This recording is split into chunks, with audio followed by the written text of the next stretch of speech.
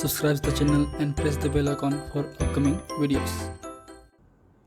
Hello friends, welcome to my channel Pharmacology Concepts by Rajesh Chaudhary, and in this video I will discuss about the basics about the narcotic analgesic or opioid analgesics. Means I will discuss about the basic introduction, classifications of the drug and the receptors pharmacology. तो आज की video में हम बात करेंगे narcotic analysis के basic introduction के बारे में। बात करें इस टॉपिक की तो ये जो टॉपिक है आपकी मेडिसिनल केमिस्ट्री 1 और फार्माकोलॉजी 1 दोनों में ही ये कवर होते हैं, दोनों में ही आते हैं। And if you want to watch my previous videos regarding the medicinal chemistry, organic chemistry और the pharmacology for the B.Pharm 4th semester, you can check description box below or by using this link. So now let's discuss about the topic. So narcotic analgesics, बात करें हम लोग analgesics की तो इसमें दो major class हैं, एक है आपका नार्कोटिक, एक है आपका नॉन नार्कोटिक। जो नॉन नार्कोटिक है वो बेसिकली आपके NSAIDs ही हैं, means non steroidal anti inflammatory drugs आते हैं। ठीक है, तो बात करें आज हम नार्कोटिक एनाल्जेसिस के बारे में, जिसमें आपके ओपियोइड्स फैमिली के ड्रग आते हैं। What do mean about the opioids? So basically opioids refers broadly to all compounds which related to the opium and natural product डाइड फ्रॉम द पॉपी। तो ऐसे कंपाउंड्स जो कि ओपियम से मिलते हैं, जो ओपियम की जो पॉपी है उससे जो लेटेक्स है उससे हमको ड्राइव मिलता है, उससे हमको सिंथेसाइज करते हैं, उन कंपाउंड्स को हम एक तरीके से ओपियोइड्स बोलते हैं। And what do mean about the opiates? So opiates are the drug derived from the opium and including the natural products like morphine, codeine and thebaine as well as many semi synthetic derivatives. लेकिन अगर हम जो natural product हैं उनको बोलते हैं opioids, उन natural products के अलावा अगर हम उन पे सेमी सिंथेटिक डेरिवेटिव भी बनाएं उनको भी हम ओपिएट्स बोल सकते हैं। And what do you mean about the narcotics? So basically first narcotic is the Greek word that means stupors, any drug that induce the sleep. Now it's associated with the opioids. तो narcotic का मतलब एक तरीके से Greek word में स्टूपर्स होते हैं, जिसका मतलब होता है ऐसा ड्रग जो कि स्लीप इंड्यूस कराए, जिसको हम आज की डेट पे हिप्नोटिक्स ड्रग्स बोलते हैं। लेकिन आज की डेट में हम नार्कोटिक्स को जो ओपियोइड्स ड्रग हैं उनसे रिलेट करते हैं, उनसे कोरिलेट ही करते हैं। ठीक है, तो बेसिकली ये जो ड्रग है वो आपके एनाल्जेसिक्स हैं, मतलब हमारा जो भी पेन है, पेन मैनेजमेंट में हम यूज़ करते हैं। जो पेन किलर ड्रग हैं जो हम नॉर्मल डेज में लेते हैं, आपके जो फ्रिक्वेंटली आप यूज़ करते हैं, जैसे कि पैरास्टामोल हो गए, आपके एस्प्रिन हो गए, आइबुप्रोफेन हो गए, डाइक्लोफेनाक सोडियम हो गया, ये सब जो ड्रग हैं वो आपके non steroidal anti inflammatory drugs हैं या नॉन नार्कोटिक एनाल्जेसिक्स हैं। लेकिन बात करें हम लोग ओपियोइड्स एनाल्जेसिक्स की तो इसको बेसिकली हॉस्पिटल्स में ही यूज़ करते हैं। इनका यूज़ बहुत ही लिमिटेड है, खासकर जो एनाल्जेसिक की प्रॉपर्टी है, खासकर मॉर्फिन हो गए, तो इनमें बहुत ही पोटेंट एनाल्जेसिक्स हैं जिसका हम पोस्ट ऑपरेटिव पेन या फिर कैंसर इंड्यूस्ड पेन में हम यूज़ करते हैं, या जो एक्सीडेंटल केस में जो पेन आपका जो हाथ पैर कट जाता है उस केस में हम यूज़ करते हैं। तो इसका जो यूज़ है बहुत ही लिमिटेड है, हॉस्पिटल्स हैं। इसके अलावा इनका जो यूज़ है वो एंटी टसिव, आपके जो डायरिया या फिर एंटी कफ में भी हम यूज़ करते हैं। हम आगे बात करेंगे 1 by 1 जब हम पढ़ेंगे डिटेल फार्माकोलॉजी और मेडिसिनल केमिस्ट्री। तो आज की वीडियो में हम बात करेंगे बेसिक ड्रग्स के बारे में। तो बेसिकली इसमें जो ड्रग्स आते हैं उसको हम क्लासीफाई कर सकते हैं अलग अलग तरीके से। जो पहला क्लास का जो ड्रग है वो है आपका नेचुरल एल्कलॉइड्स, मीन्स ऐसे ड्रग जो कि प्लांट से ही मिलते हैं, खासकर आपके ओपियम से, जिसको हम पेपेवर सोमनीफेरम भी बोल सकते हैं। ठीक है, इसमें दो टाइप के रिंग हो सकते हैं आपके नेचुरल एल्कलॉइड्स में। एक है आपका फिनांथ्रीन रिंग जिसमें आपके मॉर्फिन, कोडीन, थेबिन वगैरह आते हैं, लेकिन थेबिन जो हैं आपके एनाल्जेसिक नहीं होते हैं, इसलिए हम उसको कंसिडर नहीं करते हैं। तो दो मेन ड्रग हैं आपके मॉर्फिन और कोडीन आपके फिनांथ्रीन रिंग में। सेकेंड है आपका बेंजाइल आइसोक्विनोलिन डेरिवेटिव्स जिसमें आपके पेपावेरिन और नोस्कापिन हम यूज़ करते हैं आते हैं। ठीक है, फिर नेक्स्ट आपका सेमी सिंथेटिक डेरिवेटिव्स जो इन्हीं एल्कलॉइड से हम उनको बनाते हैं बाय द सम मॉडिफिकेशन, जिसमें आप आते हैं पेप्रेनॉर्फिन, ऑक्सीकोडोन, हाइड्रोमॉर्फोन, हाइड्रोकोडोन, डाइएसिटाइल मॉर्फिन, जिसको हम बोलते हैं हीरोइन। ठीक है, पेप्रेनॉर्फिन की बात करें तो एक तरीके से पार्सल एगोनिस्ट की तरह काम करता है, मतलब उतना हाईली एक्टिव नहीं रहता है, तो इसको हम मॉर्फिन के एडिक्शन या विड्रॉल सिम्टम्स को कम करने के लिए हम यूज़ करते हैं। ठीक है, फिर नेक्स्ट है आपका सिंथेटिक डेरिवेटिव्स, इसमें आते हैं आपके morphine derivatives like ethyl morphine, diamorphine, dihydrocodeine, oxymorphine, ये सब जो हैं सिंथेटिक डेरिवेटिव्स हैं, लेकिन ये कहीं ना कहीं मॉर्फिन डेरिवेटिव्स ही हैं। फिर नेक्स्ट है आपका सिंथेटिक डेरिवेटिव्स जो कि कम्प्लीटली अलग रिंग्स के होंगे, जिसमें आते हैं आपके बेंजोमॉर्फिन, ठीक है, जिसमें आपके मेटाजोसिन, प्राजोसिन, लोपिरामाइड वगैरह आते हैं। फिर आपका है मिथाडोन डेरिवेटिव्स जिसमें आते हैं मिथाडोन, आइसोमिथाडोन और डॉक्सेन। फिर है आपका novel agonist antagonist like pentazocine जो कि एगोनिस्ट भी है एंटागोनिस्ट भी है। फिर आपका 4-फिनाइल डाइपिप्रिडिन, 4-फिनाइल पिप्रिडिन डेरिवेटिव, ठीक है, जिसमें आपके फेंटानिल, लोपेरामाइड, मेप्रेडिन, इसको बोलते हैं पेथेडिन, या फिर डाइफिनॉक्सिलेट आते हैं, जिनका यूज़ हम ऐसे डायरिया में करते हैं मैक्सिमम केस में आपके, चाहे वो डाइफिनॉक्सिलेट हो या फिर लोपेरामाइड हो। फेंटानिल का यूज़ हम ऐसे पोटेंट एनाल्जेसिक के रूप में यूज़ करते हैं या जनरल एनेस्थेटिक्स के रूप में यूज़ करते हैं।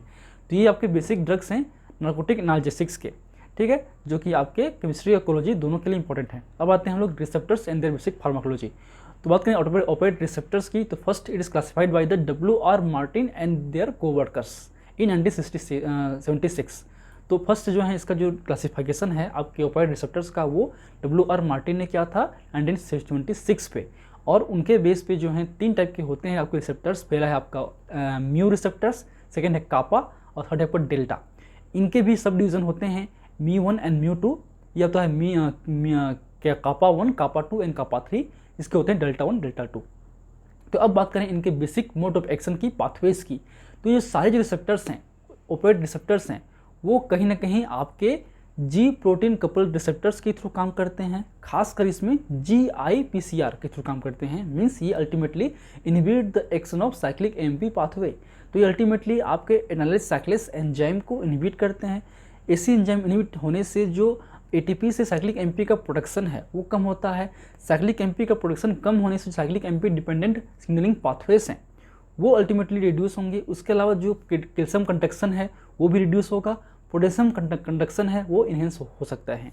तो 3 बेसिक काम है इसका, एक साइक्लिक पाथवे को इनहिबिट करना, कैल्शियम कंडक्शन को इनहिबिट करना, इसके अलावा जो पोटेशियम कंडक्शन है उसको इन्हेंस करना। तो ये तीनों का जो मोड ऑफ एक्शन है सिमिलर होता है, इनका लोकेशन के बेस पर इनकी एक्टिविटी होती है। हम आगे बात करेंगे। तो पहला आपका एगोनिस्ट की बात करें तो इसमें सेलेक्टिव एगोनिस्ट की बात कर रहे हैं। जितने भी हमने ड्रग पढ़ा है ये सब कहीं ना कहीं आपके ओपिएट रिसेप्टर्स पे ही काम करते हैं, लेकिन हम बात करें सेलेक्टिव की तो उसमें आते हैं आपके बीटा एंडोर्फिन और मॉर्फिन। बीटा एंडोर्फिन आपके इंडिजीनियस ओपिएट रिसेप्टर्स, खासकर म्यू रिसेप्टर्स एगोनिस्ट हैं। मतलब हमारे बॉडी के अंदर में ही आपका बनता है बीटा एंडोर्फिन जो कि पेन किलर है, ठीक है, जो कि म्यू रिसेप्टर्स पे काम करता है। सेकेंड है आपका कापा रिसेप्टर्स में जो है dynorphin A and B, dynorphin A and dynorphin B, ये भी आपके इंडोजीनियस सब्सटेंस है जो कि बॉडी में बनता है और ये कापा के थ्रू काम करता है। इसके अलावा कीटोसाइक्लोजोसिन और बिटॉरफिनॉल भी है। फिर नेक्स्ट है आपका डेल्टा के लिए है मेट और ल्यू इनकेफेलिन। तो इनकेफेलिन एक तरीके से कंपाउंड्स हैं, इंडोजीनियस कंपाउंड्स हैं जो हमारे बॉडी में ही बनते हैं और ये आपके डेल्टा रिसेप्टर्स को एक्टिवेट कर सकते हैं, उसके थ्रू अपना काम कर सकते हैं। ओके, अब आते हैं सेलेक्टिव एंटागोनिस्ट। मीन्स कौन कौन से ड्रग ऐसे हैं जो कि इन रिसेप्टर्स को ब्लॉक कर सकते हैं, इन रिसेप्टर्स के एक्शन को एंटागोनाइज कर सकते हैं। तो आपके जो इम्यू के लिए आपका नॉर्फिन, बीटा फिनोल ट्रेक्सामिन, ठीक है, जो कि इरिवर्सिबल ब्लॉकर है आपके ओपिएट रिसेप्टर्स का, म्यू रिसेप्टर्स का। बात करें कापा के लिए है आपका नॉरबिनॉल टोरफिमिन, आपका है कापा रिसेप्टर्स के लिए एंटागोनिस्ट, ठीक है। बात करें लोकेशन की तो बेसिकली आपके सेंट्रल नर्वस सिस्टम्स में इन्वॉल्व होते हैं, खासकर ब्रेन और स्पाइनल कॉर्ड पे। तो उसमें आपके जो म्यू रिसेप्टर्स हैं वो आपके होते हैं थैलेमस पे, आपके लेमिली 3rd एंड 4th पे और कोर्टेक्स के, ठीक है। उसके अलावा जो आपका पैराक्वार्डल ग्रे में होते हैं, उसके अलावा स्पाइनल कॉर्ड्स में प्रेजेंस होते हैं। बात करें कापा की वो आपके हाइपोथैलेमस में, स्पाइनल और सुप्रास्पाइनल रीजन्स में होते हैं। बात करें डेल्टा की तो भी आपके स्पाइनल रीजन्स में होते हैं। इसके अलावा आपके मेंट्रिक प्लेक्सस में भी ये होते हैं, मेजेंट्रिक प्लेक्सस में भी होते हैं, ठीक है। अब आते हैं इसके बेसिक फीचर्स की ओर।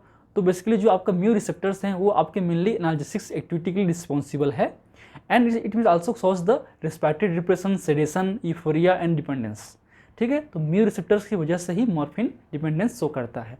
जो ड्रग म्यू रिसेप्टर्स में काम करेंगे उनका डिपेंडेंस थोड़ा सा आएगा ही। फिर नेक्स्ट है आपका कापा में बेसिकली एनाल्जेसिक्स एक्टिविटी भी शो करता है at the spinal level and it में also shows the sedation and dysphoria action. ये डिस्फोरिया कॉज करता है जबकि ये आपका यूफोरिया कॉज करता है। बात करें डेल्टा की तो भी आपका एनाल्जेसिक्स शो करता है। अब आते हैं इनके बेसिक एक्शन पे। तो ये एक चार्ट है। बात करें एनाल्जेसिया की तो इस सुप्रास्पाइनल मतलब स्पाइनल के ऊपर रीजन, स्पाइनल रीजन और पेरिफेरल रीजन, तीनों पे ही आपके जो म्यू रिसेप्टर्स हैं वो एनाल्जेसिक एक्टिविटी शो करते हैं। सुप्रा स्पाइनल के लिए जो रिस्पॉन्सिबल है वो है आपका μ1 रिसेप्टर्स, जबकि स्पाइनल के लिए μ2। सिमिलरली जो कापा है वो आपके सुप्रा स्पाइनल के लिए है आपका K3 और आपके जो स्पाइनल के लिए है K1, ठीक है। इसके अलावा इसमें डेल्टा पे सुप्रा स्पाइनल रीजन पे कोई भी एक्टिविटी नहीं होती है, एलसी एक्टिविटी, ये स्पाइनल पे ये होती हैं आपके डेल्टा का, ठीक है। बात करें रेस्पिरेटरी डिप्रेशन की, तो आपके डेल्टा और म्यू ये दोनों कर सकते हैं। कापा में कापा जो रिसेप्टर्स बाइंड करते हैं वो आपके रेस्पिरेटरी डिप्रेशन नहीं कॉज करता। बात करें म्योसिस की या पीपल कॉन्स्ट्रिक्शन की, पिन पॉइंट पीपल की, तो उसमें आपके मॉर्फिन पे तो होगा, मतलब ओपाइड रिसेप्टर्स जो म्यू है उसके थ्रू होगा ही, उसके अलावा आपके कापा पे भी होता है, इसमें आपके डेल्टा पे नहीं होता। सिमिलरली यूफोरिया मेनली आपके केवल जो म्यू है उसके थ्रू ही होता है, आपके कापा और डेल्टा पे नहीं होता। डिस्फोरिया केवल आपके कापा पे होता है। जो जीआई मोटिलिटी है डिक्रीज करता है आपका म्यू, खासकर म्यू 2 से, उसके अलावा दोनों भी और करते हैं।